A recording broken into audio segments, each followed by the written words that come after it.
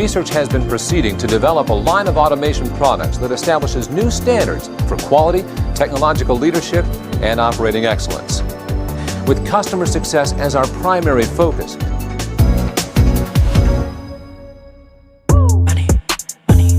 making crap for money. Watch this. I've got a plan. I can beat this thing. X.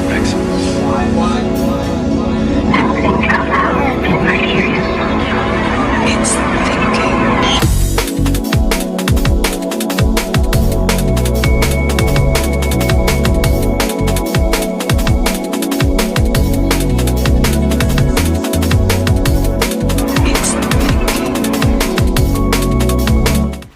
Hey, what's up, guys? How's it going today? It is Sunday the 21st, and this is a special live stream, a little bit of a special live stream, I guess. It's a little bit gloomy today. It's a little bit gloomy, it's a little bit cloudy, overcast, I guess you would call it, gray, which I'm all for. I actually prefer the cooler weather, and, it's nice to live in Southern California where it's sunny all the time and dry all the time, but I actually do like some rain. So, could we get some rain? I grew up in the Pacific Northwest, so it's super rainy over there, and I've never been a huge fan of super dry climates or deserty climates. It's not deserty here per se, it's just drier. But so I do like the September, October weather where it starts getting a little cooler, a little rainier. I think it gets rainy, right? Is that what happens? It gets rainy.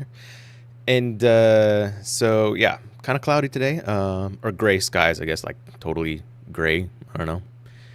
But I've been buying some new clothing so that I could be a little bit warmer during the cold seasons. So I got some joggers, some, sweatpants type joggers, some sweatshirts. I'm looking forward to wearing some coats that I haven't worn for a year.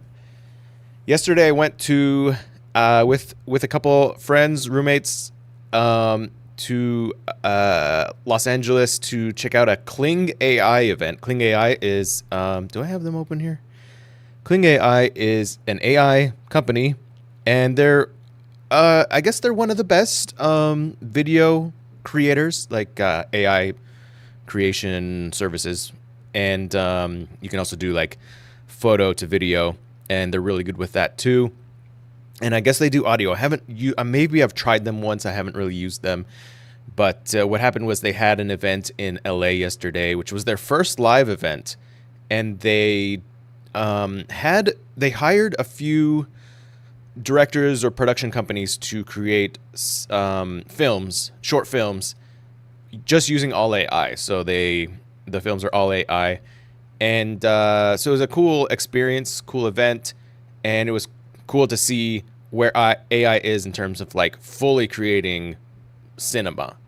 And so we watched them all, and my friend Sky Saxauer was in one. She was one of the characters, and so what they did is they took her likeness, they took her photos, and then they turned her into an AI character in the video, in the show, in the film. The film is not out, I don't believe, yet, but there is a previous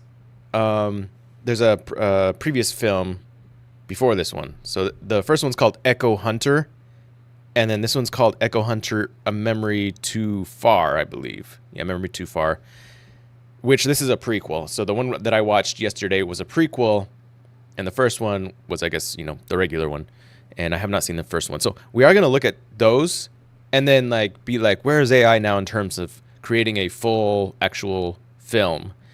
And they're self-aware, so they knew that AI is not all here in terms of being able to create as good cinema as humans can. So they realized that it was more, I think, just to showcase the technology, and they're coming out with either within the next day or two, or possibly today, I don't know. They're coming out with Kling AI 2.5 or whatever it is. So their newest iteration of, and I believe the filmmakers created their films using the newest AI that they have.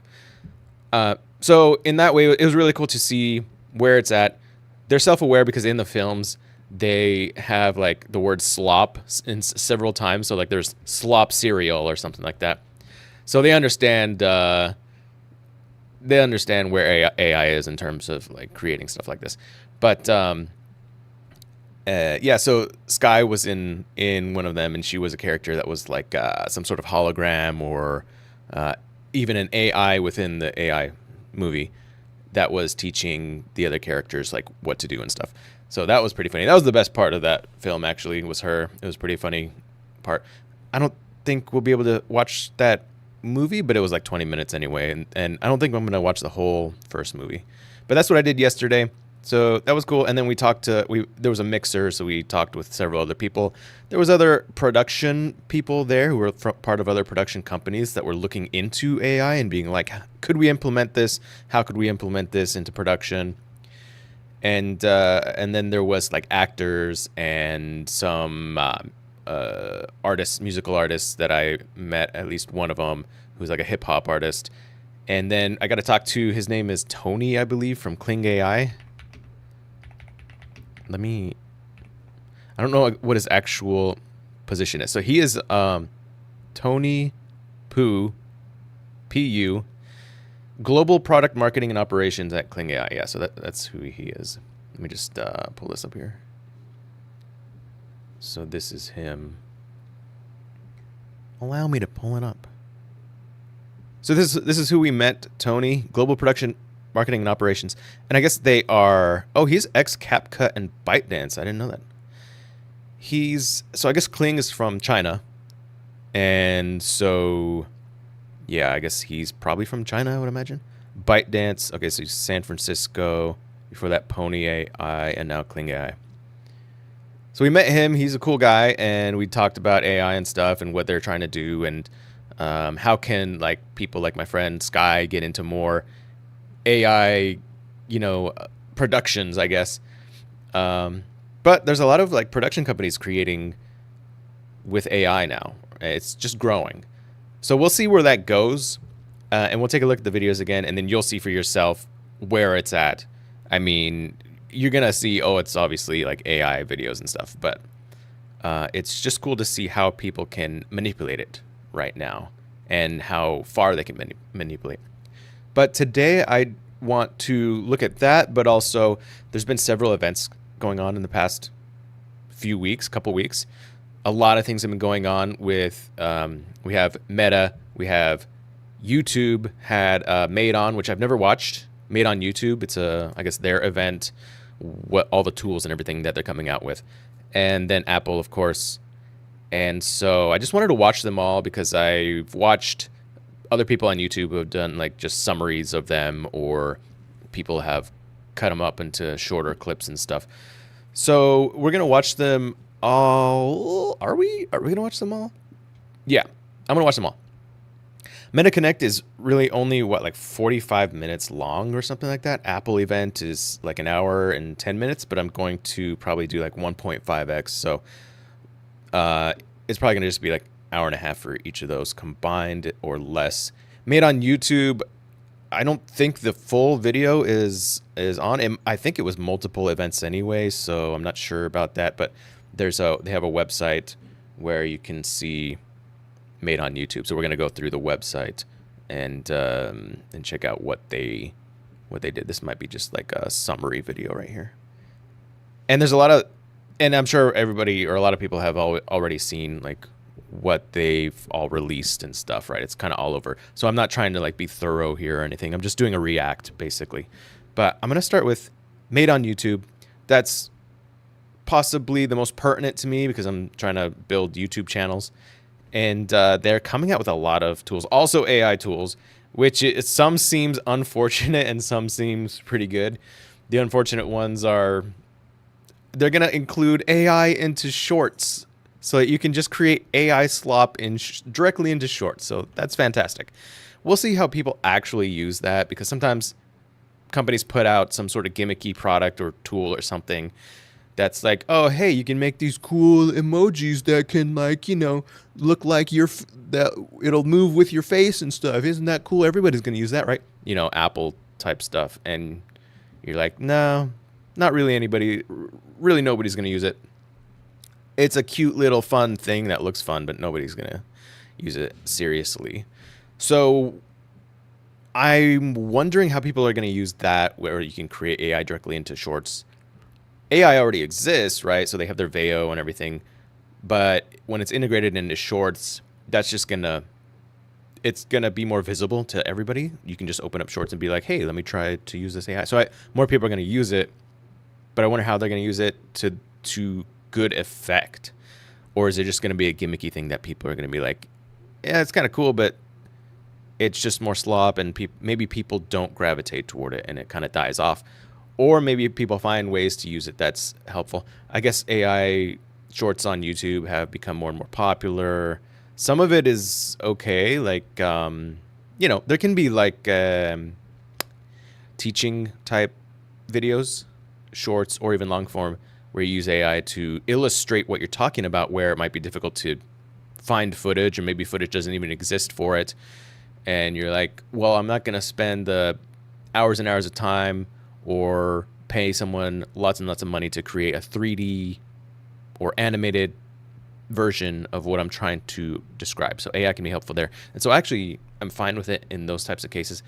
And I'm wondering what kind of cases people will find that it'll also be useful moving forward. That won't be just like you watch it and you're like, this is just sloppy garbage.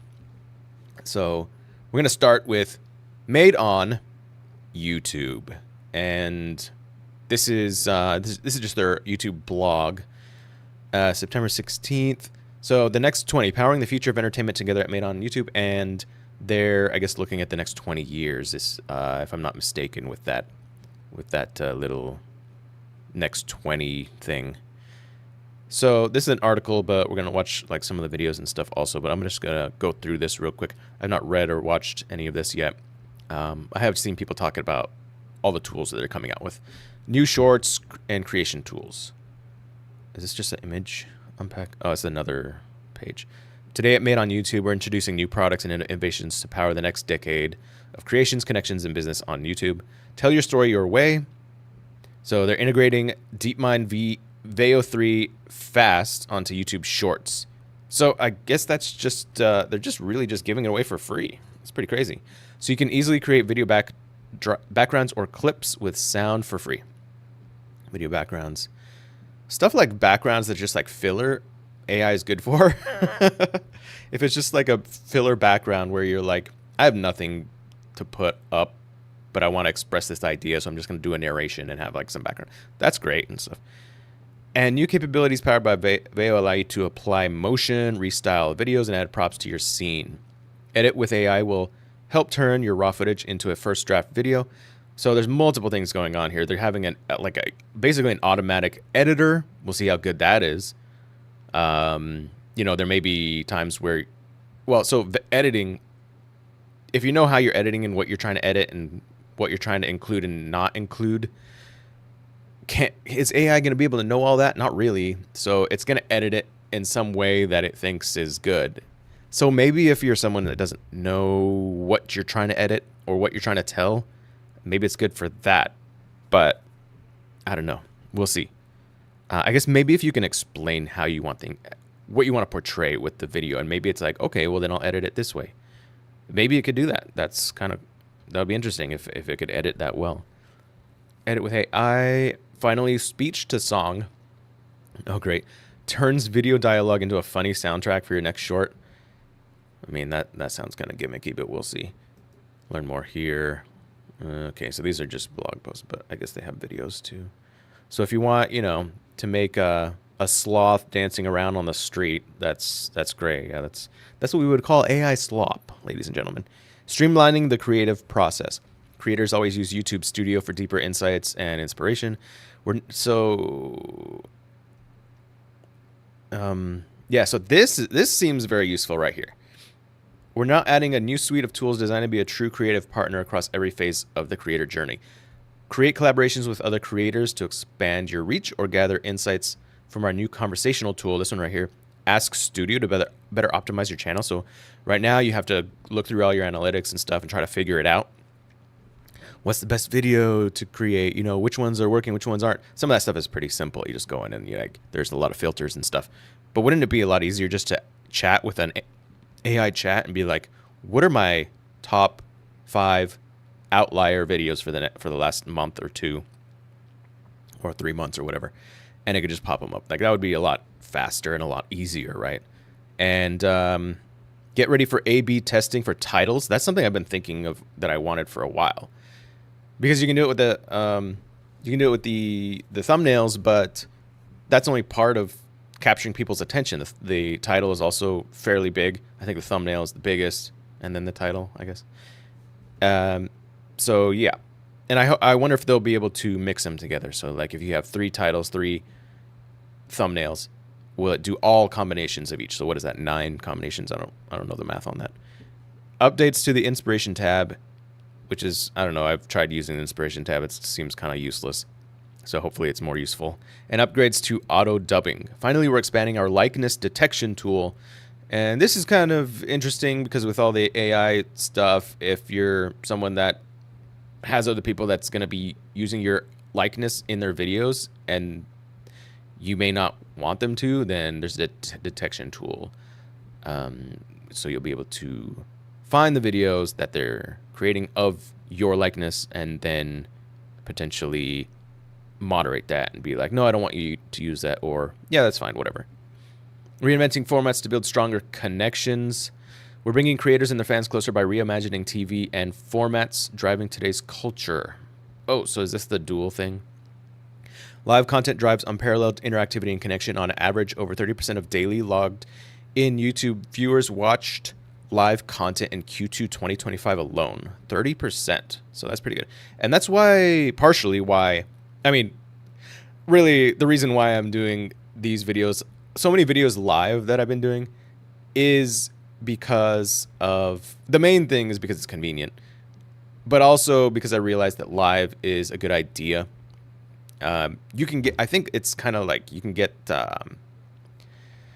you'll get lower amount of viewers on a live video versus potentially other videos. Potentially you can get less live viewers, although some people get a lot, but compared to like standalone videos. However, they're going to be more engaged.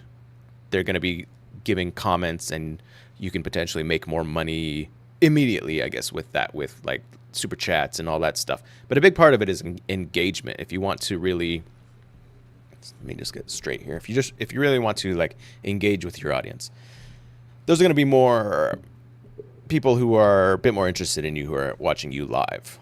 And so it's a great way for engagement. And plus, it's just good to, it's live is, I guess, one of the growing, it's continuing to grow tools versus just regular videos. And I kind of want to be on top of the newest tools or the newest forms of content. So live, I haven't even done like live shorts, so I may try to do that. Maybe I'll do it this week or something. And then I never really gotten into TikTok. I have done TikTok live for a little while, and it was just, I don't know. I can't do it. I just can't.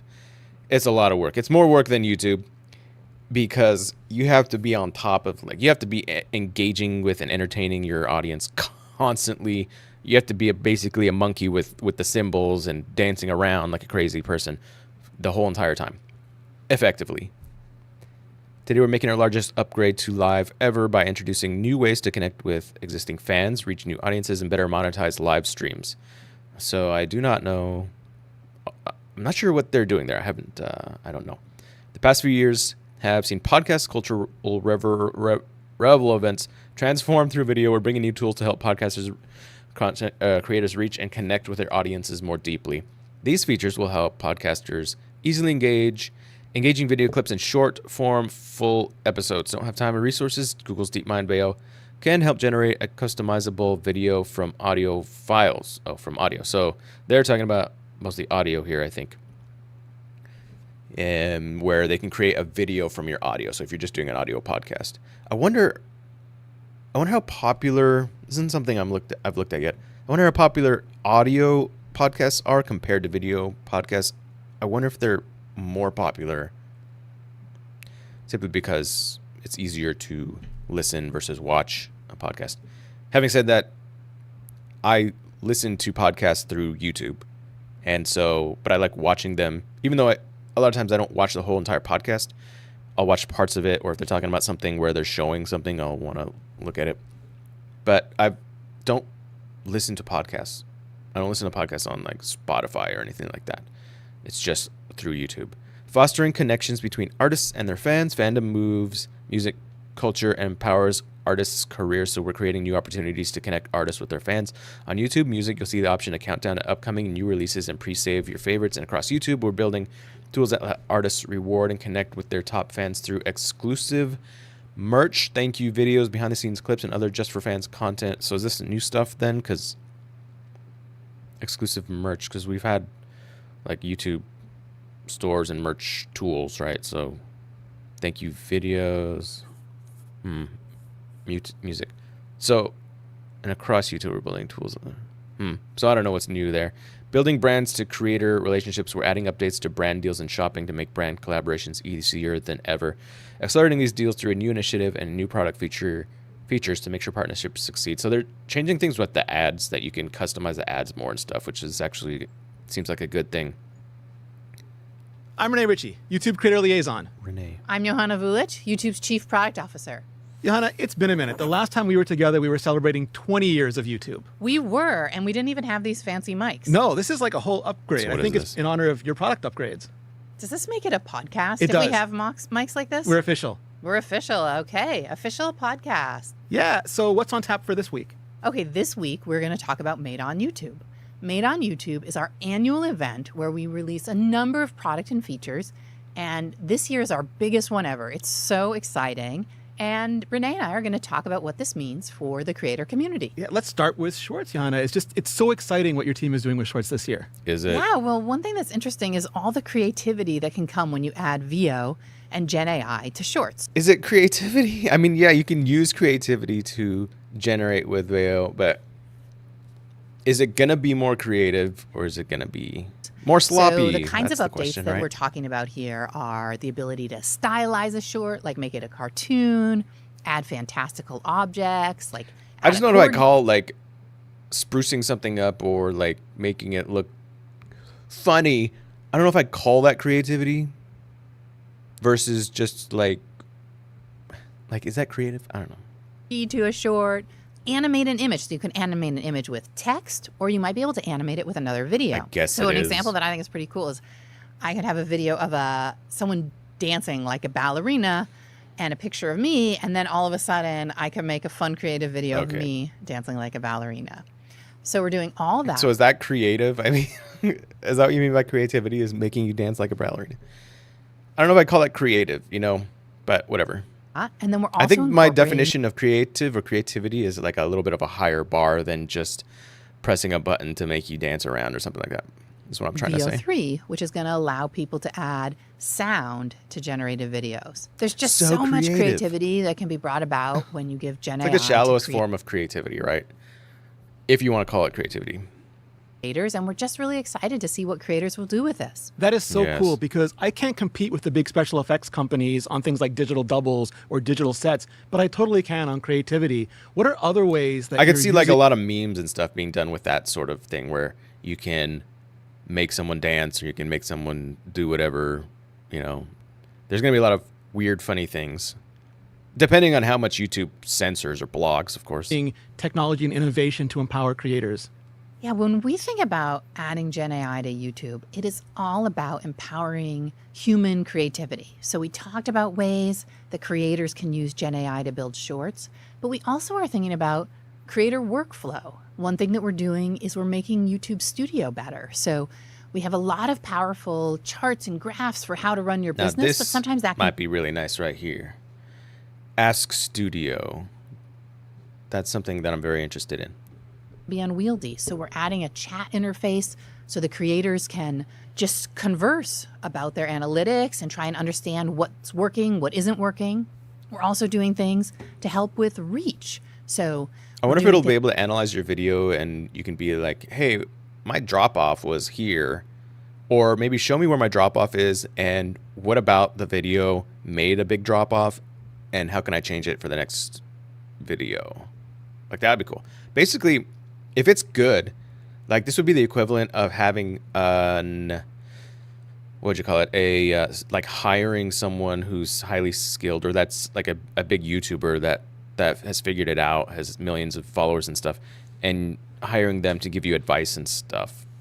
That would be kind of the equivalent, which is, if it works well, then that would be Things like cool. improving lip reanimation. So when your video's in another language, Oh. it looks more natural, looks more like you. We're doing things like making it easier See, that's to crazy. plug That's completely manipulating your video. If they're changing your mouth to move in different languages, in one way I like that. I think that's good. In another way, you're like, that's not what you shot. So like, it's just like you're totally making yourself look different. But because you can't speak that language, right? So it's not totally. It's not like they're lying to you per se, but it's not real, right? So we're kind of moving toward, hey, by the way, your videos are dynamically changed. Dynamically changed. That's crazy, according to the situation. So you think about that. If you expand that to the more extreme, you can shoot a video and possibly have multiple versions of the same video, depending on who's watching. Isn't that crazy? So it's not necessarily just your mouth, but like, what if you set it up so that you can have it change totally depending on certain demographics, depending on areas? Like, what if your background changed if it's someone watching from another country where you think that they would like a certain background more than the one you shot with? Or if your demographic showed it was women watching your video, like, what if it made you look different so that it'd be more attractive to women, but then like men were watching, and so the videos you would look different according to if men were watching your video. Does that make sense? the best moments in your podcast That'd be or in crazy. your live stream, and to make it into a But what I'm thinking is that's the way it's going. If they're just now doing your mouth, what else are they going to modify according to? Because now they're going to change how your mouth looks according to the language. But you think they're going to stop there? Then they're going to be like, hey, you can add hair, you can add this, you can add that. short. So across the board, we're really working on using AI to So you don't have to you may not even have to shoot an interesting video at all. You could probably just shoot one video of you sitting there, not even a video, maybe just a photo, and just upload it. And then it'll dynamically create a video according to who's watching. You think about it, isn't that ideal? Because you want an ideal video per individual, not a video that tries to appeal to as many people as possible, but since it's only one video, it's only going to appeal to a certain amount of people, and some parts of it are not going to appeal to certain people. So ideal, right, would be everybody watches your video because it's ideal for each individual. Of course, it's not really going to work that way, is it? Because everybody's going to create an ideal video for each individual, and everybody only has a certain amount of time to watch a video. So, but that's very crazy to think about. empower the creators and help with human creativity. The other thing that I'm really, really excited about is collabs. We saw a test with Mr. Beast and Mark Rober over at Team Water, but what can you tell creators about how they work? Yeah, well, creators have been collaborating on YouTube since the dawn of time. This or would at be cool if least they can a lot create like good collaborative features. This will be very interesting. over the past 20 years. And what we're doing is we're adding product support to the collaboration feature. So you can Product support. add up to 5 creators to a single video. And this is just a great way to creators to uplift and support other members of the creative community. It's a way to help discover new audiences, improve your discovery. And so it's just a great feature that allows creators to support each other. Okay, you mentioned live any a few details? minutes ago, and I want to dig into that because a lot of the time you get asked about live, and I think this year the answer is you're doing a lot. Well, this is going to be our biggest update to live ever. And this is really important because you may not know, but on average, 30% of viewers are watching live streams every day. I didn't. Yeah. That's a big number.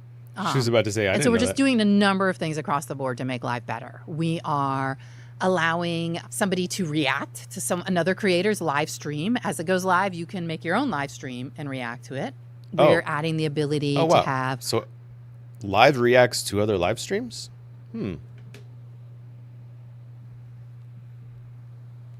I mean, you can do that already, but how do you do that? You have to pull up like a screen share, or not a screen share, but yeah, screen capture in OBS or something. So I guess how would that work? Are they just building it in directly into YouTube? horizontal and vertical live be the same live stream with a single chat Thing is, like, alongside it. Would that matter to someone who's already using OBS or Meld Studio, which I'm using? Thank you very much. And because I'm already pulling. I would already be pulling up someone's live on like Meld Studio, for example.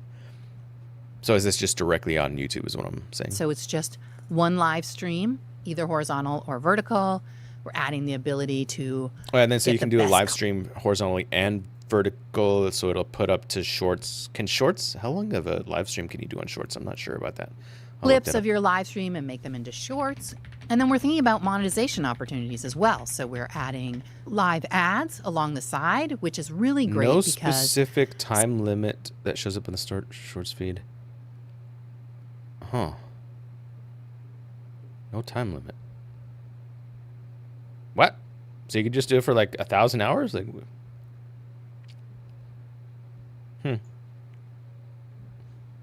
okay. some live videos don't really lend themselves to breaks. The creators are like gaming and there's not an obvious place to break. We're also adding the ability to take your live stream and transition it to your member community and channel memberships. So a ton of things across the board Transition in it? live. I love all those things we're doing for live creators in What do you mean by business. What transition about it? more broadly across the creator economy? Well, one thing that we announced today is that over the past 4 years, we've paid out $100 billion to creators, artists, and media cos. And this is a stat And that 50% of that was to Mr. Beast. boggles my mind and also just makes me so proud to work here because I love creators, I love the creative economy, and it just shows the impact we're having. And it doesn't sound like you're even stopping there, right? You've got way more coming for shopping and brand deals. Yep, we're totally focused on features that help creators earn more money. So in the area of shopping, we've added in auto timestamps in the video for when the products are available. But we're also working on Auto adding in timestamps. auto selection of products in Merchant Center. Auto selection. And then in the area of brand So you deal, can put your own little ads throughout, and that can be changed, looks like, later, I suppose. we are both working on shorts and we're working on VODs. And so in shorts, we're adding the ability VODs. to link out to a sponsor. And in VODs, one thing that we've been working on and is under development is the ability to add a brand segment into your video. So right now when you're a creator, you'll burn the baked brand in. segment in yourself. You'll burn that sponsorship in. And so what this is going to do is allow This you is to genius, but obvious, right? Because right now you create the ad in your video. As part of the video, you're like, by the way, this live stream right now is sponsored by Matter Hackers. Thank you very much. Links in the description. Go check it out. And then if I did that, then it would be baked into the video. But how would I be able to change it later on? Like, what if I wanted to have another sponsor for this video or another ad or something? And so you can dynamically change it with this new feature, I guess. dynamically insert that. And so you might be able to then show a different segment to different people in different countries, or you might be able to So there's another dynamic thing. So another thing yet again where you can dynamically change your video according to your demographics that are watching. change that out. So I could sell makeup to some women, and then I could sell boxing gloves to some men. I don't know. That's a weird. After a few months or a Example. year when that sponsorship has expired. And so we think that this dynamic element is really going to help creators. And we've been getting a lot of positive feedback on this idea already. That is absolutely astounding. On to the next 100 billion. On to it. This is such a big Great. announcement. So it's just a little summary. But let's actually dive a little deeper into what they're doing here. So we have the Shorts creation tools, new live updates, new ways to earn on YouTube, new YouTube Studio updates. Here's some recaps. Some more videos here. So let's just check out Shorts creation tools. What is this? All right, everyone, time to get funky. Gosh. Yeah,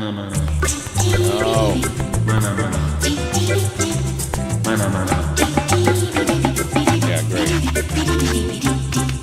Now the people who actually go for it and do these things, they probably will be able to create multiple AI channels that will make money for them with just a bunch of, if you can figure out things that are actually interesting to people that they want to watch, you know, this is going to work out for people, but it's still going to be a bunch of AI crap. Like, yeah. This is stuff that like my grandma would find useful, like entertaining, you know what I'm saying? Like, or my mom would be, oh, how cute, a skunk spraying the wall. Wow. Painting the wall with spray cans. And dancing. Oh, that's so cute.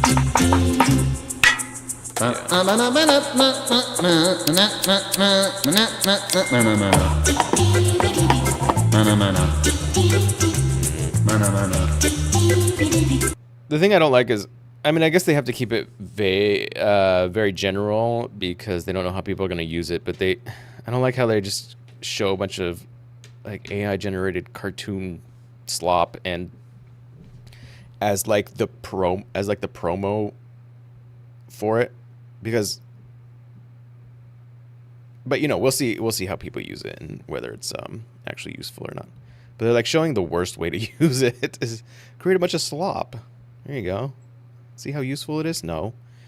Can you show us how actually useful it would be? So yeah, be able to create a bunch of slop in your shorts, right into shorts. Rolling out now in the United States, UK, Canada, Australia, New Zealand, with plans to expand to more of you soon. So there's just going to be a create button, sparkle icon, find our latest Gen AI creation tools, including Veo 3. Awesome, amazing, can't wait. We're also introducing new video capabilities in shorts to put your imagination in the spotlight. So you'll be able to add motion to photos. So this is just the photos you created. And you'll be able to select different movements and then make them move according to the movement. Also, kind of the same thing. It's just another... But we'll see how people use it, right? Stylize your video, pop art, origami. Yeah. Add objects, characters, props, or effects with a simple text description.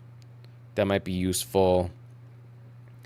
That could be useful if you're, you know, again, if you're like maybe educating about some particular topic and you're talking about, you know, octopi and how the octopi of the deep are this and that and the other thing. And maybe you want to like show it in your hand. You know, that would be kind of fun or something like that. Starting a video from a blank timeline can be daunting. That's why we're introducing Edit with AI, a new feature that takes the initial heavy lifting off your shoulders. It transforms your raw camera roll footage into a completely first draft. Intelligently finding and arranging your best moments, adding music transition and a playful voiceover that can react to what's happening in the video. So this is going to be basic editing in one particular style, it sounds like, which is like maybe useful to someone that doesn't know how to edit at all and they're creating their first video, then sure. Unless it can be able to do a lot more detailed stuff in your style, you can give it instructions and stuff. But at that point, how long is that going to take versus just editing your own video? This gives you a solid starting point so you can jump straight into the fun part, personalizing your video and bringing your unique vision to life. So yeah, I mean, I guess a lot of people are probably not super good at video editing, I guess. That might be helpful to them. Pick from your videos. It does lower the bar of entry as far as like editing something. I'm pretty sure I have finally perfected the ultimate gooey chocolate chip cookie. Maybe I'll try that, you know? I'll create another YouTube channel and do stuff with cookies, you know. Turning everyday videos into catchy soundtracks. So listen to the original video and how speech-to-song helped transform it using Lyria 2, Google's DeepMind's most advanced AI music model. Speech-to-song. Isn't it almost cuffing season? I know you're looking for that new date spot. Speech-to-song feature. Isn't it almost cuffing season? Isn't it almost cuffing season? Isn't it almost cuffing season? I know you're looking for that new date spot. That's going to be super hyper cringy, but there's going to be people that'll be able to use it and make hit songs, no doubt, that are going to become popular. But most of it's going to be cringy. A lot of it's going to be cringy. But that sounded pretty good. It was just like the cringiest lyrics ever. I'm going to not lie to you there. So, okay, some of this it can be useful, but a lot of it, just from now, how they've presented it, is just like, ugh, not really doing it for me. But yeah, I can definitely see how some of that could be useful for sure. And again, we'll see how people actually use it and, you know, what uses can come out of it. And maybe I'll try to think of ways to make it useful. I'll experiment with it. I just don't want to, like, throw up with how cringy it is. So what is this? Announcing our biggest updates to YouTube Live. Okay, so this is YouTube Live. On average, 30%. Yep. So helping you get started. We've heard that getting started. So this is, I think, going to be useful. We built an option to practice before going live to give creators a way to test their setup with no risk. Try it out and experiment with new tools and go live to the public whenever you're ready. There's people who are nervous or about going live. I was originally when I started.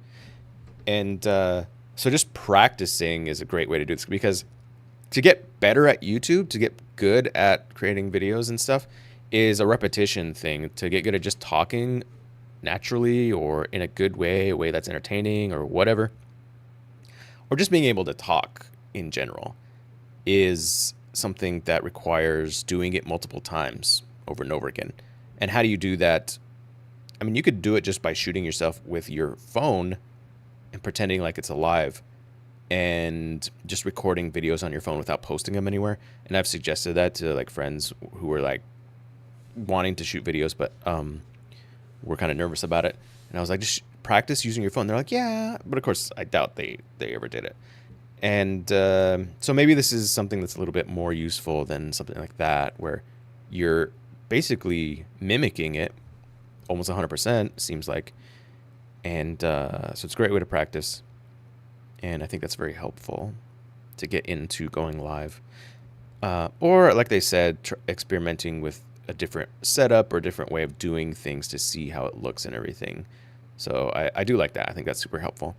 For those who want to try live streaming but don't know what to do once they're in there. Okay, so this is another. I want to make a video about the YouTube games. They all are just, I don't know. They're not very good. They're not. Built an option to practice. Okay, playables on live. Playables were introduced last year as fun, interactive ways to experience YouTube. They're okay. They're not very good. With lightweight, entertaining games. Yeah, they're very lightweight. Very lightweight. Angry Birds Showdown, Words of Wonders, Cut the Rope, Tomb of the Mask, Trivia Crack. Creators can play from this library of 75 plus games while interacting with their audience through chat and monetize the stream like any other broadcast. So you can play a game while you're live streaming. All right, whatever. If you just want it like a casual thing, yeah, sure. I mean, it's just the games are not that good, but whatever. Prioritizing discoverability to solve for discoverability and growth. Yeah. So we have multiple versions here. Adding a way to reach viewers on every screen by streaming across formats. Creators will be able to broadcast in both horizontal and vertical formats simultaneously, with a single unified chat room to bring the entire community together in one seamless experience. So that's cool, because I guess it's a little harder than that currently, where you have to, I think, you have to use two keys, live stream keys, and so I think that's kind of like two streams at the same time, if I'm not mistaken, or at least you set it up so that it's two streams. And then I haven't actually done it, so I don't know how to stream to both regular video and horizontally and vertically. But it looks like this is YouTube Studio background. So you can see let me open it up here. Oh, just kidding. Right, anyway, can I zoom in here? What the frick? Playables. Here we go. Yeah, so it's in Studio. I don't know how it'll look on Meld, for example, or on, OBS, like how this would work on those. But I'm going to definitely use this because I want to try live streaming on Shorts as well.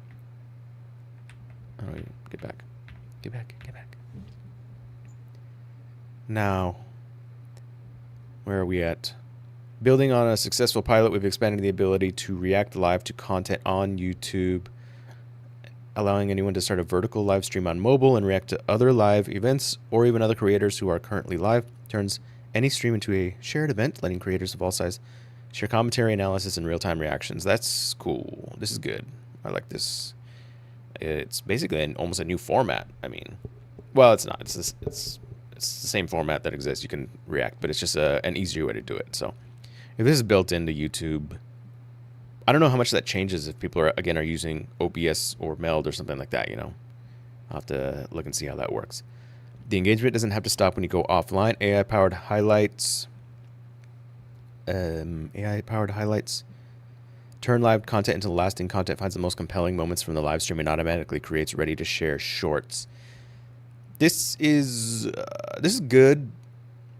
You can just really quickly create additional content from your videos. Right now, I'm trying to find people on like Fiverr and stuff to take my videos and cut shorts out of it. The problem with that is it takes longer.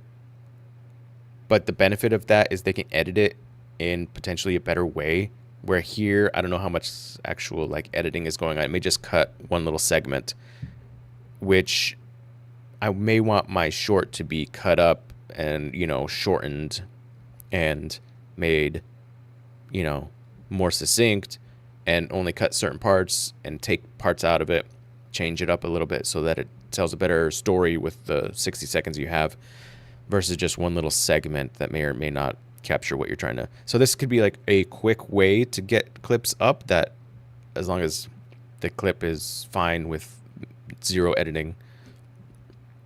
So it could be useful, but it's just a really quick way to get stuff up. Building new monetization tools. A core part of supporting creators is helping them earn a living. The new side-by-side ads are less intrusive format for viewers while helping creators get paid without pulling their audience away. This, I think, is probably an improvement because it kind of sucks for the video to stop so you can watch an ad or something and then go back to the video. Where here, if it's on the side, you can still watch the video. So that's very nice. It's kind of like, I don't know, what is this similar to? Or is there any other platform doing something like this? Where else is there like side-by-side videos? Not even like video games, right? Like iPhone games, it's usually cut or something. So it's very interesting. And I don't know if they're adding it or replacing. It must be a new version. And I don't know. I wonder if we can pick that or if it's just added in it, if they add it automatically. It's probably a feature for advertisers, companies maybe get to pick that ad that they want to use. Or maybe it's part of the package, the YouTube advertising package for companies and stuff. Beyond ads, we're giving more ways to offer value to creators' biggest supporters, rolling out a new feature that allows channel membership creators to easily transition from public to members-only live streams without disruption. That makes it easy to create premium members-only content while strengthening your community and attract new paid members. So while you're doing the live stream, like I could cut right now to members only. I could be like, well, guys, we're going to switch to members only, so be a member or else you're going to miss out. So that's kind of cool because I guess there's not a way to do that now, and the only way you could, I guess, do that is having members only live stream. So you'd have to create another live stream, which is not really, I mean, it is more work because then you have to set everything else up. You have to, do the video description and thumbnails and everything for the members only live stream. You have to stop the one and then start the other. So if you just want to have like your public segment, and then you're like, now we're switching to members. That's cool. So that seems pretty useful. And what's this? We know that live streaming, it's work that pays off. Okay. So that's all the live stuff. Cool. I think most of that seems super useful. We're getting actually to useful stuff versus sloppy stuff, you know. New ways for creators to earn more with brand partnerships. Reimagining sponsorships in long form videos. Paid promotion, description. New, more flexible approach to brand sponsorships in long form videos. Instead of permanently burning in, creators will soon be able to dynamically insert brand segments directly into swappable slots. So this is cool. I wonder if I can use it because I promote, like, I have to change the links in my description every time I want to promote something new. So I'll change it on like a lot of different videos. I wonder if I could use this so that I don't have to do that anymore, or at least so that it's easier for me to change everything. This new format enables you to remove the sponsorship when the deal is complete, resell the slot to another brand, or eventually sell the same slot to multiple brands in different markets, transforming your videos into living assets to grow your business. Creators can choose the perfect moment to insert the branded segment, and we'll see detailed performance insights directly in YouTube Studio, which can also be shared with the brand. We'll begin testing this feature with a small group of creators. So I'm very interested in trying this out with what I'm doing. Although I don't know if you have to be monetized to use this. Oh, no, this is brand sponsorship. So I wonder if anybody can do this. Unlocking new opportunities in Shorts. For Shorts creators, they'll soon be able to add a link to a brand site specifically for brand deals. This will make it easier for viewers to discover and buy products. Now it's kind of hard with Shorts to have a link, I believe, in your Shorts, right?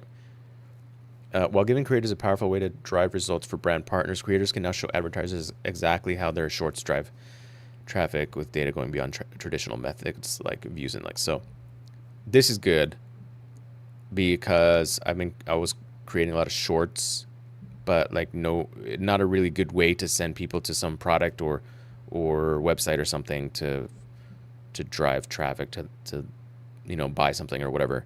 So this is nice that they're going to have an individual link for that with metrics and everything. So that's very good. Forging deeper connections between creators and brands.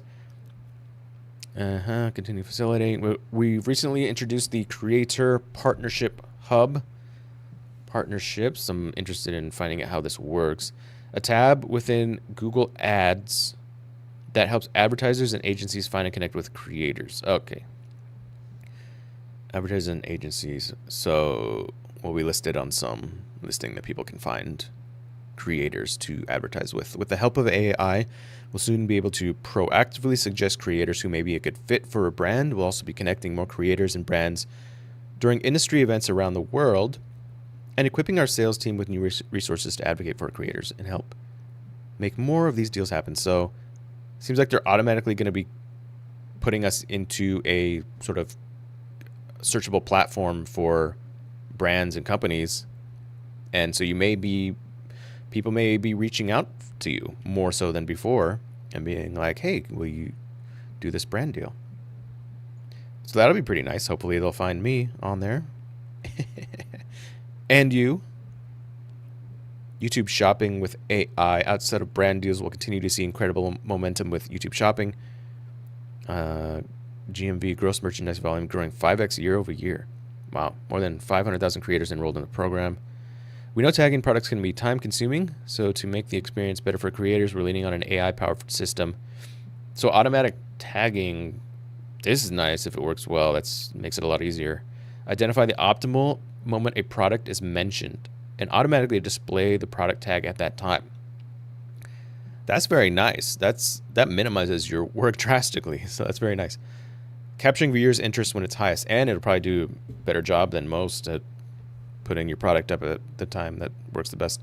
We'll also begin testing the ability to automatically identify and tag all eligible products mentioned in your video later this year. Automatically identify.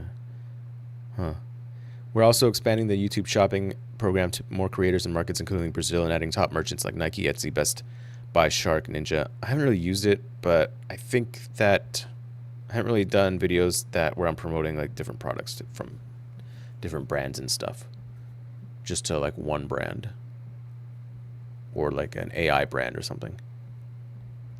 Interesting. So it sounds like they're making a lot of this a little bit more useful and easier to do, which is nice as far as like earning on YouTube.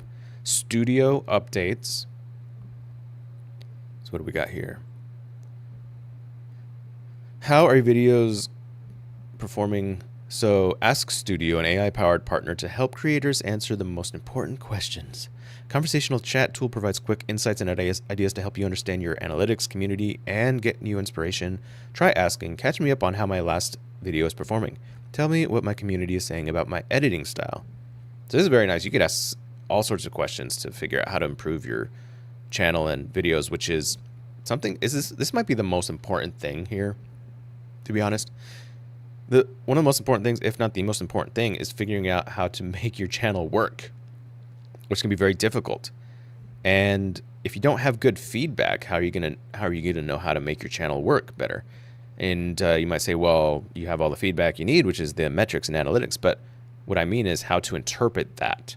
How do you interpret all that information and then give you a good analysis of it and good advice for what to do with that information? That's the trick, and that takes experience and skill. And so this Ask Studio is basically that. It's like taking all those numbers and analytics and converting it into information that is useful to you to be able to make the changes. So this might be the best tool that they're coming out with out of anything, especially the AI slop on shorts. So I am very interested in this because yeah, how else as someone who's inexperienced are you going to look at your channel and be like, okay, I know what to do to change things and make it better and improve. My last video got 50 views. Like so many people, probably most people. You know why? Because most people their channels aren't growing super fast or anything like that. And people might be stuck and it might take a long time for people to grow their channels and they don't really know why, or they just keep doing the same thing, right? Like if you keep doing the same thing, it's just because it's of convenience and because it's easier to do and you don't really know what you don't know.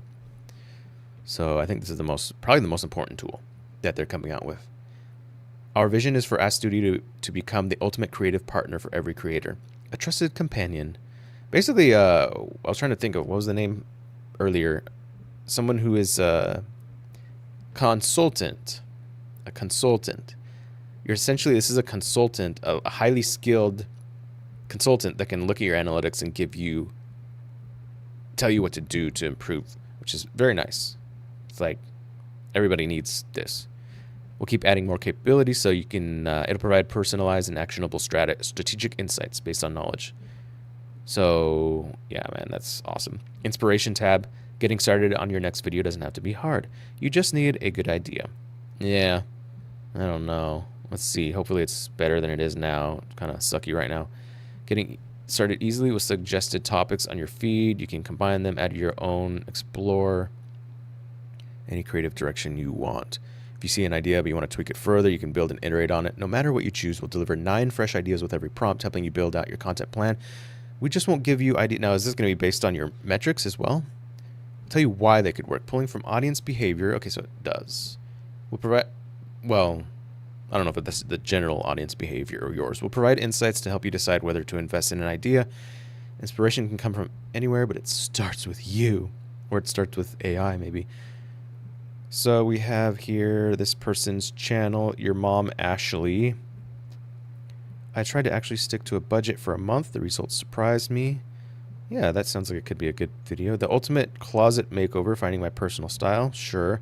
Korean glow up from dull to radiant in 30 days. Yeah, trying to host a dinner party without having a meltdown. Okay, my brother and I try to style each other. Thrifting challenge, a day in the life of a matcha girl in Korea. All right. My 5-minute capsule wardrobe for summer. Learning to make kimchi with my grandmother. I wore my cringy high school outfits for days. So yeah, I mean, these all sound like ideas that could work for a particular person. So we'll see what the difference is. So right now when I go to the inspiration. I'm not inspired whatsoever to the inspiration tab. I'm just like, none of these are videos that I would want to do that I think would maybe work at all. Maybe I'm totally wrong. Maybe I should try using it. Like, let me go right now to the inspiration tab on the back end of Spaghetti Overdrive. Let's see. Inspiration. Where even is it? Oh, here it is. Under content, inspiration. So now I don't know if this, I guess this is not updated yet because it doesn't look the same. Or maybe it is. No, okay. I don't think it's updated yet. Ideas for your next video. And the thing is, like, okay, so some of these might work, but it's not exactly the direction I want to go. So first one, H2D Pro, the price versus performance debate. Very popular topic with your viewers. Okay, that's nice. Okay, so then you can develop the idea. I haven't actually gone through any. So then you can like develop the idea. Let me see here. I'll share it with you. So I just clicked on this and it's giving me these ideas here. Price for performance debate, DIY filament spool roller tutorial, print smarter. That just sounds extremely boring to me. I don't want to make a video like that. Building a fully autonomous AI 3D printer. That's hard. I don't want to make a video on this. That would take me months. Slinky test, can 3D prints untangle themselves? So these are kind of like boring ideas that I don't really want to do. It's inspired by my channel, but reviving failed prints into amazing new creations. Yeah. Like, I don't even see how you'd be able to do that. But I guess it's inspired by my channel, but it's not really the direction I want to go. So maybe it needs like a way for me to give it additional information about my channel, like what direction I want to go. What am I trying to do here? 'Cause my channel is kind of all over the place as it is right now. But a lot of my shorts are like more fun, entertaining stuff than this stuff that I find kind of boring sounding. I don't want to test DIY filament spool rollers necessarily. So, I'd rather do some more entertaining stuff. So that's why I look at it and go, this isn't super useful to me, is because it's not the kind of videos that I would want to do. And now this is all screwed up. I got to find where all my... Oh, here we go. Okay. So that's what I mean when it's not super useful. But here it's showing that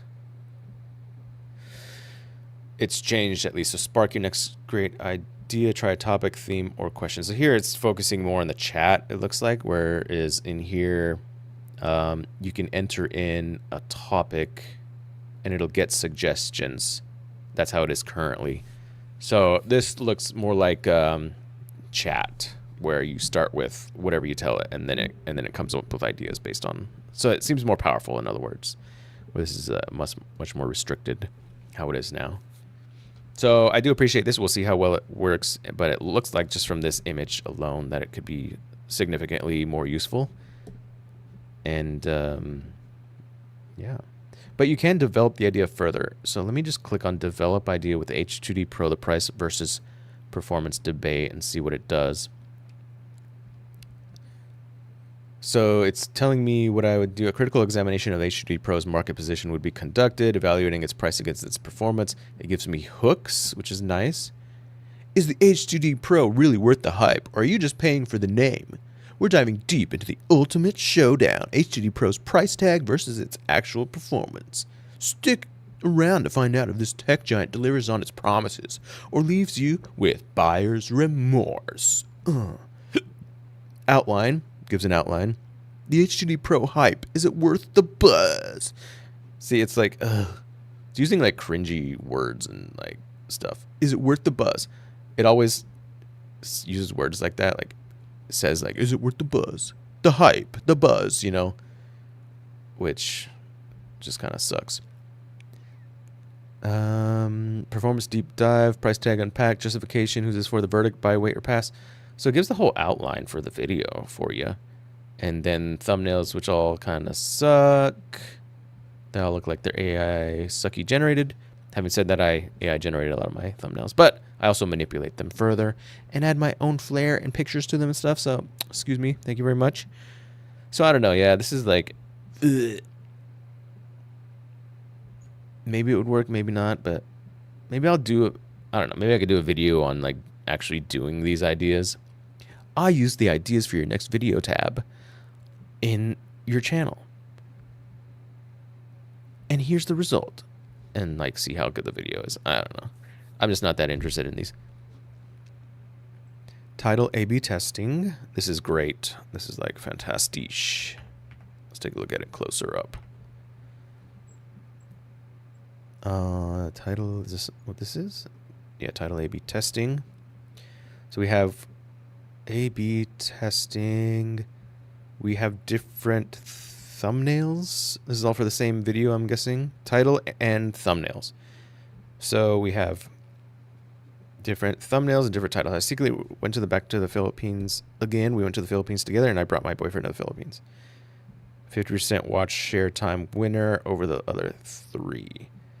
So again, my question is 3 thumbnails, 3 titles. So does it mix them all up, or do you only get 3 thumbnails and 1 title per each of those? So which means just 3 options is what I mean.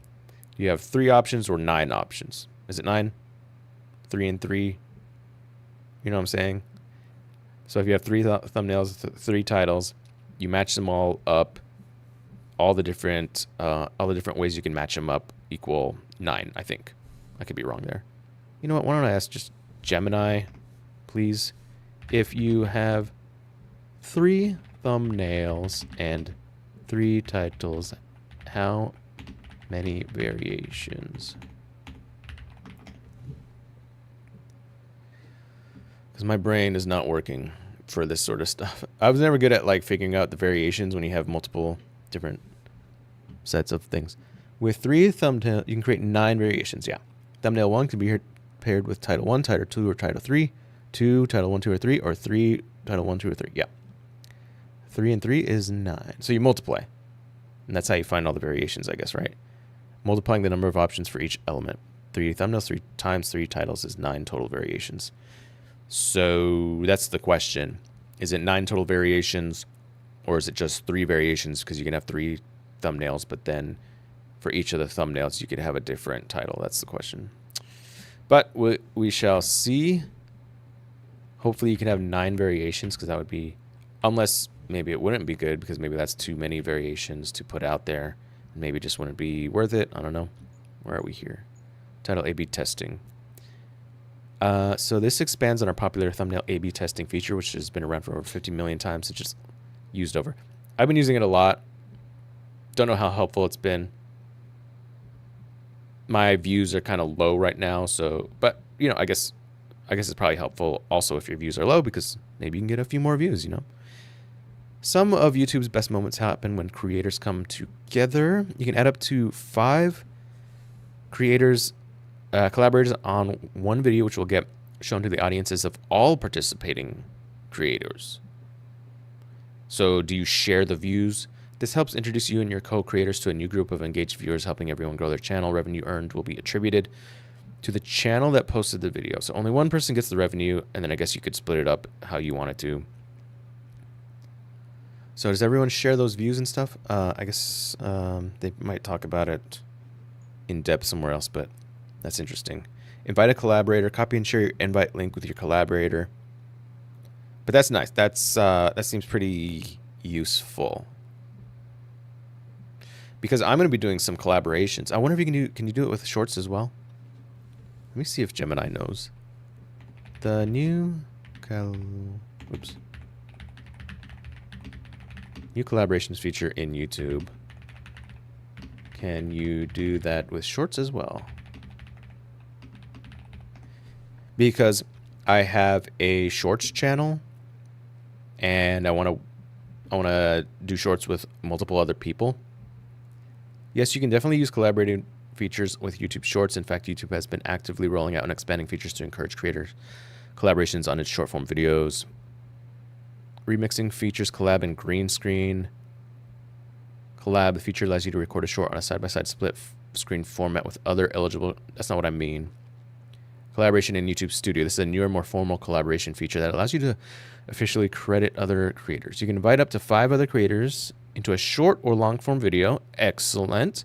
When a creator accepts a collaboration invitation, the channel name will be displayed on the video's watch page, often with a subscribe button.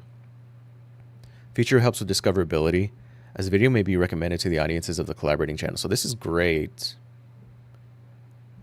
Yeah, this is nice. During the upload process in the YouTube Studio on mobile, go to the details page, invite a collaborator. Is it only on mobile? I'll have to see if I have it. I guess everything's still being rolled out. But this is great because I am going to be doing a lot of collaborations. In fact, I'm actively currently searching for people to shoot, and I'll be shooting hopefully tomorrow some shorts with someone for that channel for the shorts. However, I don't know if I have this this feature yet, but that would be super useful because then I could collaborate with her, do this collaboration feature, and now we're helping each other grow more, which is fantastic. Yeah, and I guess theoretically, you know, she could do, and this is a way that you could actually help someone else grow as well, is that maybe doesn't have the ability to create their own content that much, is you do collabs, and now you're sharing those collabs because you're both working together on the same content. But historically, it's been hard to,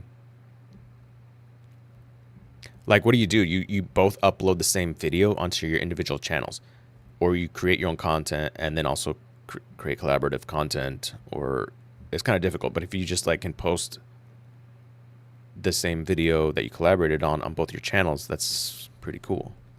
You know what I'm saying? That's cool. Auto dubbing with lip syncing. This is weird. Partendo appunto proprio dall'estetica, adesso inizio a raccontarvi le cose che cambiano. The aesthetics. Now I'll start telling you about the things that have really changed. First of all, the camera department. There have been some interesting upgrades in the Pro versions, but there is a huge new feature on the basic. So this is original. Partendo appunto proprio dall'estetica, Speaking adesso in inizio a raccontarvi le cose che cambiano. whatever language. Italian, is that what that is? The aesthetics. Now I'll start telling you about the things that have really changed. First of all, the camera department. So they have the dubbing already, but their mouth doesn't move according to the new language because they're speaking a different language. Now they're changing it so that it does move more like the new language that it dubbed. And it looks... There have been some interesting upgrades in the Pro versions, but there is a huge new feature on the basic. It looks pretty good. About the things that have really changed. Yeah. First of all, the camera department. There have It's a little been off, but it looks pretty good. Not sure how I feel about this yet. some interesting They're upgrades. AI modifying your video now on the fly, right? I mean, I talked about this earlier.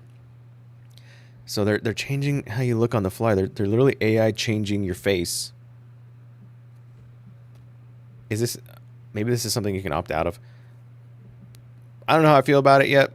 I'd love to hear what other people have to say about it. Maybe it's a good thing because... I mean, the dubbing feature I think is really cool because it allows more people... Because I've watched several videos now from in other languages that I have not watched. I would not do that before. I've never watched videos in other languages really in the past. Now I have because of the auto dubbing, and it opens it up to more people, right? It opens up your videos to different countries and languages, which I think is great. But I'm kind of fine with I'm fine with their movements of their lips not matching what they're saying in English because obviously I understand that it's a different language. And I kind of like that. I actively choose subtitles on animes, which are in Japanese, because I like hearing what they're saying in Japanese, even though I don't understand Japanese. I have to read it in English, the subtitles. But I like them talking in their original language. I like that experience. I like, when they talk in their own language, there's things and nuances and jokes and things about their culture and the way they say things, intonation, things like that. Is intonation a real word? definitely a word, right? It's definitely a word. Intonation. Rise and fall of your voice's pitch. Yes, I did mean intonation. The pitch and all that stuff. And then that you can lose a lot of that stuff when you're dubbing in English. And also, as much as people say anime English dubbing can be good, I don't know if I've ever heard an anime English dub that I liked. They make it very, very... There's a few that are like good. It's just very like usually over the top. It doesn't sound realistic. This and that and the other thing. And I'm like, no, I just prefer the original Japanese. But I'm fine with their.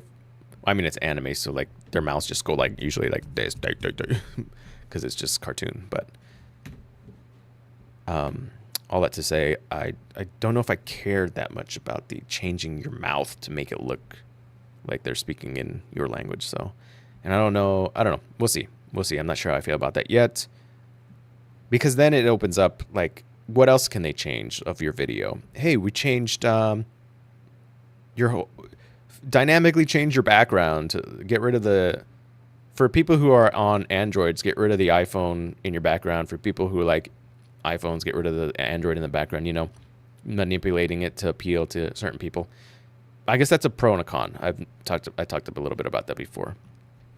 In a way that's good, in a way it's somewhat deceptive, but if you're now manipulating everything dynamically about your video and people know that, is it deceptive? What's real and what's not real anymore now at that point? It's like the video is not to portray. At that point, your video is not meant to portray what realistically is going on as far as like what you shot.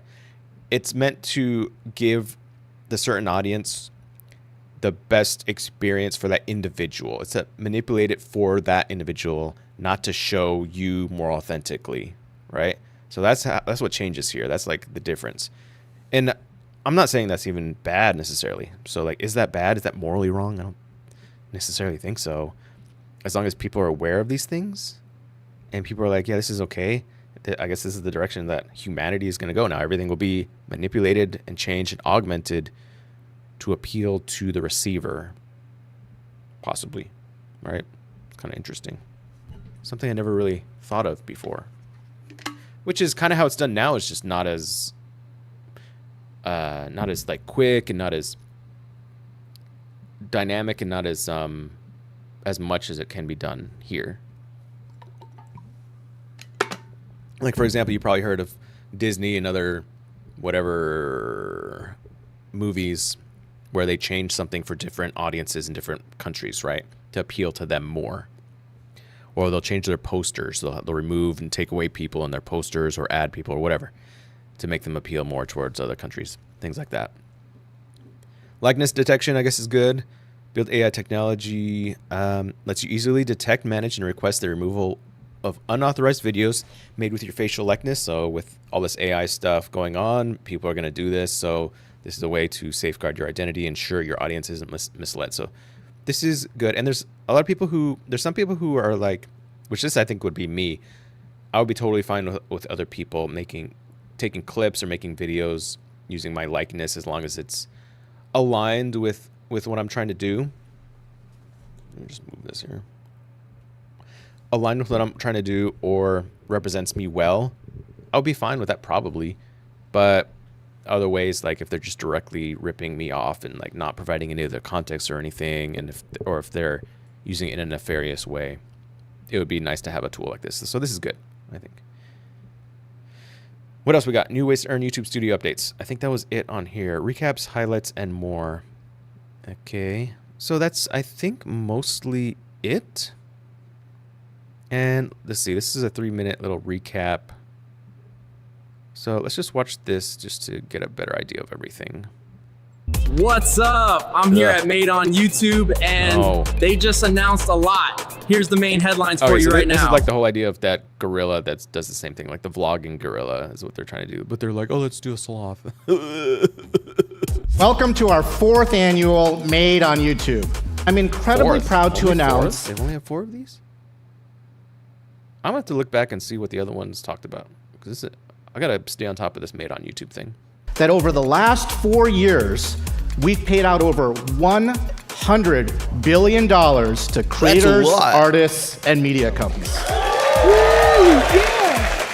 Today, we're unveiling new AI-powered products. I like these events and stuff, because I went to the Kling event the other day, and it's pretty cool to go to these types of events. It's fun. Will help shape our next 20 years. We're focusing our investments across 3 key areas: creation, connection, and business. Now I'm going to hand it over to a few creators and artists to show you what these tools can really do. Veo 3 will be available to everyone directly inside of YouTube Shorts, which now includes the ability to generate audio. What is he wearing? He's wearing what I would wear, which is horrible. Okay, no, he's not. Okay, I don't know about his outfit. He's got these baggy jeans that almost look like bell bottoms. What are these shoes? Are those Pumas? Yeah, not sure about this outfit, but whatever. Ability to generate audio. You'll also be able to add completely new objects into existing video footage. You just select your 8-second clip. That's the vibe I'm getting from him. Choose what goes in from the suggestive prompts. And boom. When YouTube showed me this new... Yeah, so useful. Prompts. Footage. You just select your 8-second clip. A spooky completely tree new monster objects into existing video footage. You just select your 8-second clip. Choose what goes in from a doorway into another dimension. So you don't even get to pick or say what you want it to do. You have to pick from their pre-generated slop. A dragon curled up on the sofa. Okay. I guess, I don't know, for just like a cute little fun thing, but it's like totally suggestive useless. prompts. And boom. When YouTube showed me this new Ask Studio feature... There's going to be some people that are going to be able to use that feature and somehow be successful with it. But, yeah. I was like, yes. I'm always jealous when someone figures out some feature that they then become really successful with, because I'm like, man, you're just generating AI slop, but you're getting tons of views. Finally. Now when I want to get insights about my channel and audience, I can just ask Studio. Let me show you how it works. This is super useful. Okay, so this is an actual person. Your mom, Ashley. I'm going to try to find her here. Come on, your mom, Ashley. YouTube.com. I wonder if it's at your mom, Ashley. Probably not. Ashley. Your mom, Ashley, is at your mom, Ashley. Yeah, 1.88 million subscribers. Founder of Nami Matcha. Founder of Matcha. Okay. Interesting. Up on bringing my mom back to Korea for the first time since she left at 12 years old. It's not just giving me stats. It's telling me what's resonating with my audience and surfacing comments that show emotional connection. Okay, but hold on. With my audience. What's performing well? Emotional storytelling. The core narrative of bringing your mom back to her childhood home in Korea after 40 years is incredibly powerful and has deeply moved your audience. Many comments express strong emotional reactions, while viewers sharing that they cried alongside your mom. The personal and heartfelt journey creates a strong connection with viewers. All right. Authentic family moments. Relatability for immigrant families. Areas for improvement. And surfacing comments that show initial hook and pacing. There's a noticeable drop in retention within the first minute, particularly between the 11-second and 46 seconds mark. This initial segment features quick cuts and playful banter before the main explanation of the trip. And then it gives a recommendation, which is nice. Consider front-loading the why of the trip more directly. Front-loading. While the playful intro sets a tone, a slightly earlier introduction to the emotional significance of the journey might hook viewers more effectively from the very beginning. For future videos, experiment with different opening styles to see if a more direct approach to the main topic can maintain initial viewership. Okay. Sustaining engagement in the middle. So it gives you different... with my audience and surfacing comments that show emotional connection. Sustaining engagement in the middle. The overall story is compelling. There are several significant drops in retention throughout the video. These often occur during transitions or when the pace slows down. Review the specific segments. Could these moments be tightened, or could you introduce a new element to re-engage the viewers? Significant increase in retention around the 329 mark, where you are talking about being grateful for the trip, shows that direct, heartfelt communication. So then you could probably ask it to use these notes to then apply these changes to your next script or whatever of your video. So, okay, yeah, that seems like it could be very helpful. You still need to do more work, but just having these insights seems like it could be very nice. With this new feature, I can test out 3 title ideas with a combination of thumbnails and can get actual data on which one generates the most watch time. Collaborations. So if you're in a video, whether you co-hosted it or just appeared in a segment, you can invite up to 5 other creators to be officially added as collaborators. That means the video will appear with all collaborator names across the platform. It also shows up in the subs feed and can get recommended to all collaborator audiences. AI is a powerful creative partner, but to truly expand reach, creators need a tool that makes their videos accessible to a global audience. That's where auto-dubbing is changing the game. We're now taking it a step further with an update that not only translates audio, but reanimates lip movement to look more natural in the new language. New partner program. Creators like Dr. Streaming. Part of my growth as a creator. Now, my audience can watch content alongside me the same way they hang out with me when I'm playing a game. You can even react live to other creators' content too. When I saw this new tool, you can even react live to other creators' million subscribers? What the frick? Lana's life. Content too. When I saw this new game, you can even react live to other creators' content too. Hang out with me when I'm playing a game. You can even react live to other creators. So you can you have like this little turntable thing where you can see other people's live streams, I guess, shorts live streams at Roblox. Content too. When I saw this new tool that lets you stream across both vertical and horizontal formats with one combined chat, my jaw dropped. It will stream to both your shorts feed and as a horizontal video. This new feature uses AI to analyze your mobile live stream, identify the best moments, and suggest them as shorts to post. It just analyzes your mobile live stream? All while keeping us creators in control. For podcasters, do mobile. I don't do mobile live stream. Podcasters, shorter content provides a big boost to reach because viewers are way more likely to click on a shorter video than a full episode. Which is why it's great that now we have this tool that makes it easier than ever to clip the parts that are really amazing, as opposed to the ones that are just regular amazing. And soon you'll be able to that was really amazing. Super useful. Peter Pepper, classic. Welcome to Channel 5 News. Peter Pepper, pick peppers.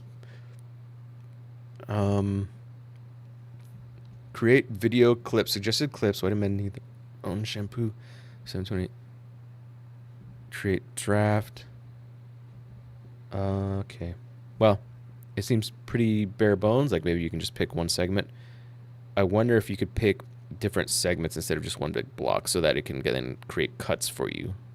That would be more useful instead of just one big segment.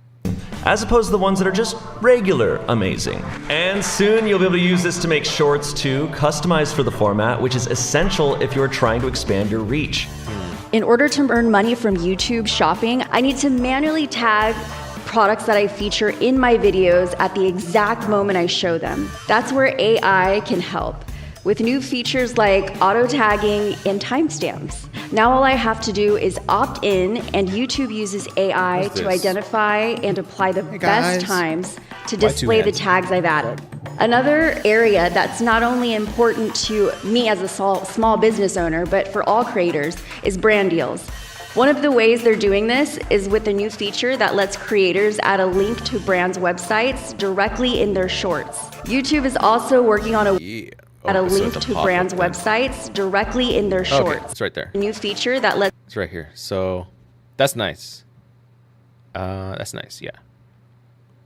It's pretty visible. So this will make it a lot easier because I do a lot of my shorts and everything. I want to promote the brands the products and stuff. So like this is very nice, and then it pops up. Creators add a link to brands' websites directly in their shorts. And then paid promotion. So it's just right there. So you tap it. So it's 2 taps, which prefer 1 tap, but I guess that's better anyway. YouTube is also working on a way for creators to dynamically insert brand segments into long-form videos. So you can swap them in and out later. I'll be able to update, remonetize those segments, or even sell sponsored segments in different countries to different brands. Yeah, that's really nice. The next chapter is yours to write. Because I've done giveaways.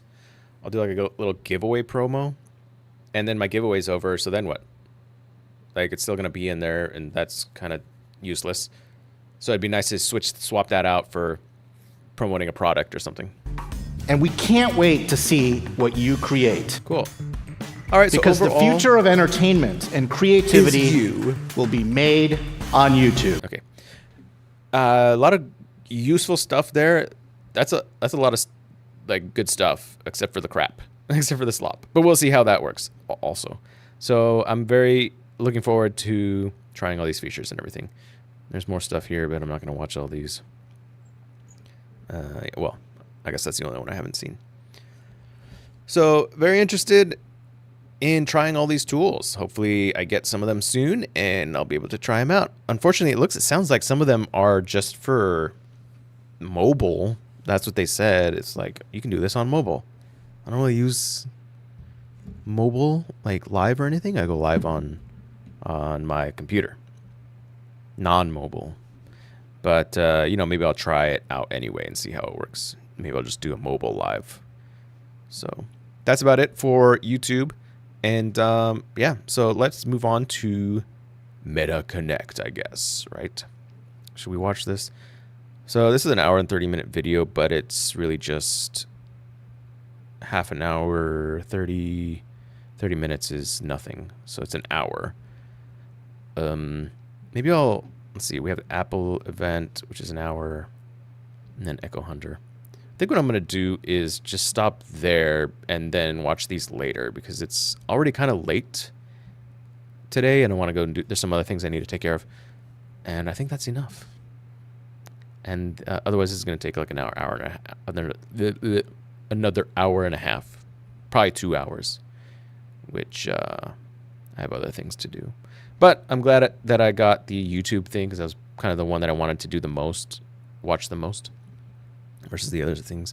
Because the Meta Connect, I kind of already know what's going on. And then the Apple event, I've seen so many videos of people talking about the new Apple phones and everything about them and stuff. They're nice and stuff. I kind of want the Pro Max, but at the same time, I don't really need it. It's just the camera is a lot nicer now with the square and everything. But other than that, like really, it's just that the camera is that all I kind of care about with that phone. Some of the other stuff is nice, longer battery life and all that stuff. But that's about it for now. So like, share, and subscribe. Also, check out my links in the description. Buy some 3D printers. Buy a 3D printer from Matter Hackers. They're really cool. That's I'll switch this out later with another ad. And I'll talk to you guys later. Have a good one. Bye. I still have to figure out how to end the live streams here. So on Meld Studio, which is really nice. I've been using it instead of OBS. I prefer it now. But there's an online, offline. But in OBS, there's you can click on go online and then go live, and then it'll actually make it go live on YouTube. With here, I don't know if it has that feature, but with here, I have to go live on YouTube Studio and then click go live in Meld separately. So I have to figure that out. I'm not sure if there's a way to go that, but for now I have to go to my actually YouTube and then stop the feed. So that's what I'm going to do. That's why this is taking a while for me to exit, because I have to go back to it. Content, live stream, and wait, where is it? Control room. Here we go. So yeah, I got to end the stream. So I'll see you guys later.